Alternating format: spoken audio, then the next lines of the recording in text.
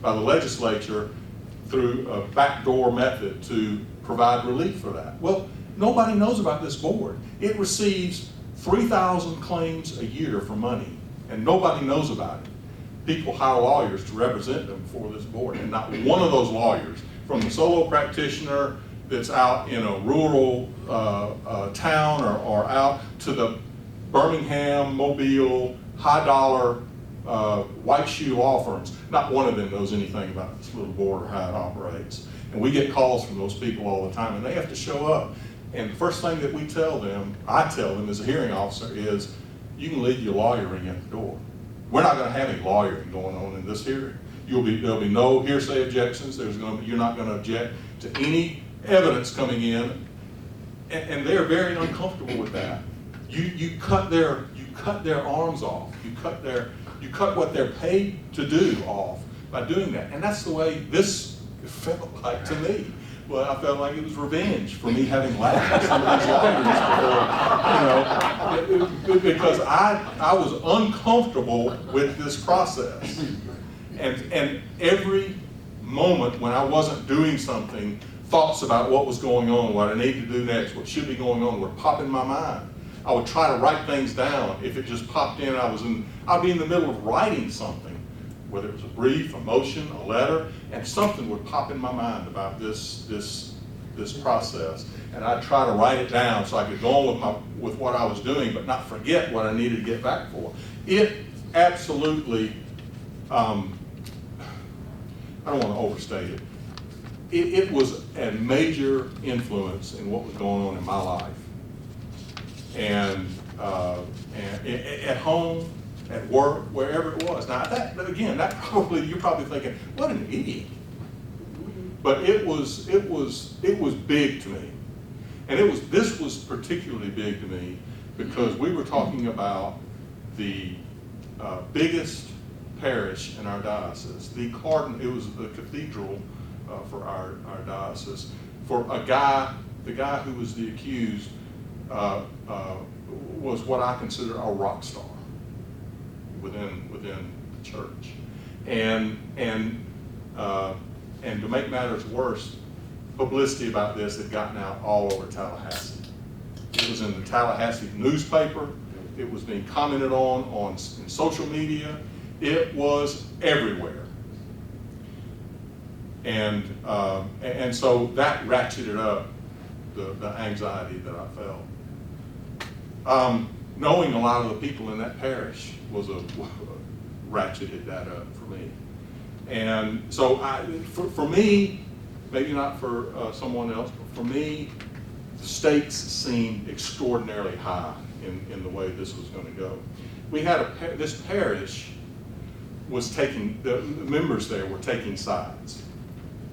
Things were, and there was this crossfire that Bishop LaBarre was caught in between the victims of what we were all of. The victims in this case were firing arrows at the bishop saying you weren't doing enough and you ain't doing it fast enough, to others within that parish who were saying this is a setup. This is a vendetta against our rector. And so he was kind of caught in the middle of all that. And so that ratcheted up, because I felt that anxiety or those feelings that he was feeling. So all that kind of it's something that Pepto-Bismol will not make go away. And so it was that was an issue for me. Now again, I was asked to give you my personal recollection or my personal experience with this, and all that's very personal. And that's the way this was. I felt it was personal.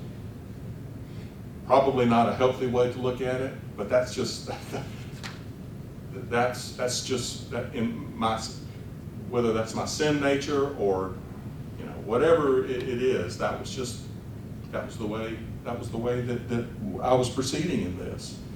But the other part of this that was of great comfort to me was I decided I was going to depend on my bishop. I was going to lean on my bishop, and I was going to support him in what he did. But he was the guy on the ground there. He was the guy with the closest. He was closest to all the action. He was closest to where everybody who was involved in this was, and he had the best grasp upon the facts. And he ran this whole process. As I look back on it, he ran it really like the changes to the canons that we made. I mean, he used the tools in the toolbox, the godly admonition and the inhibition, and he immediately got the accused out of the parish because he did not need to be there, and he gave him some things that he needed to do, and gave him a deadline to do them, and all those things that needed to be done in order to try to get this moving along. We had an investigator that was working to talk to all the people that at that time were involved. Now, one thing that I found to be true, and it's probably depending on the type of charges, accusations that were there, is that once the accusation is made, the door is opened. And if it's of a certain type, others are going to come out. At least I believe that's almost always going to be true. I may be totally wrong, but that's what happened here. Other people started coming forward and saying, "Yep, just like that or substantially like that happened to me with this person.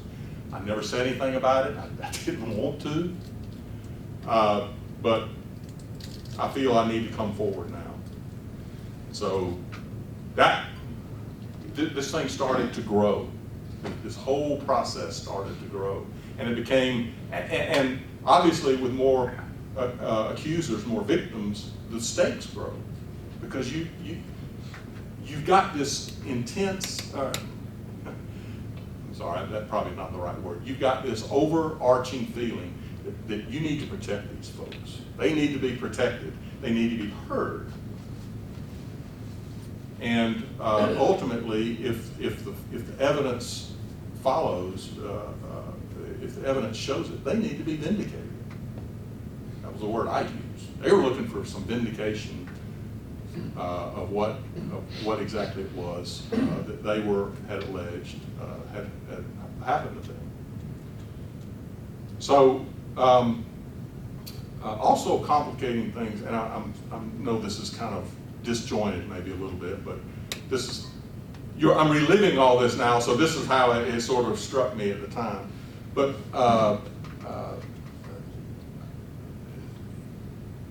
things started happening that again, I've never experienced before.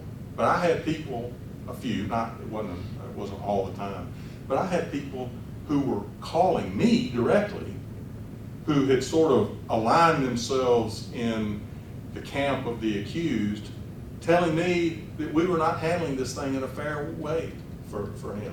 And why couldn't we turn over these records or these documents to his attorney? It was just not fair.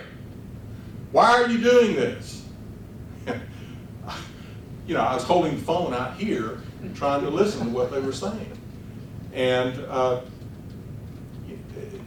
it was weird. I had never experienced that before. I said, look, you need to, if you want to get a message to me, get it to Eric, to the accused lawyer, and let him get it to me, and we'll deal with it that way. But it was just you cannot control what's going to happen, especially when emotions are running high, like they were certainly running high in this particular case. I worried about, as I said, the accusers. They were anxious for a result, and time was important to them. And in the ordinary course of legal proceedings that I've handled, a 30-day, 60-day, 90-day period doesn't seem that long, and it runs pretty fast. But for these people, for these folks, it was slow. You know, as the Lord has said, a day is like 1,000 years, and 1,000 years is like a day. For them, those days were 1,000 years. And so we couldn't get to the resolution fast enough for them. And that was made known. And so I think that's something people are going to react that way.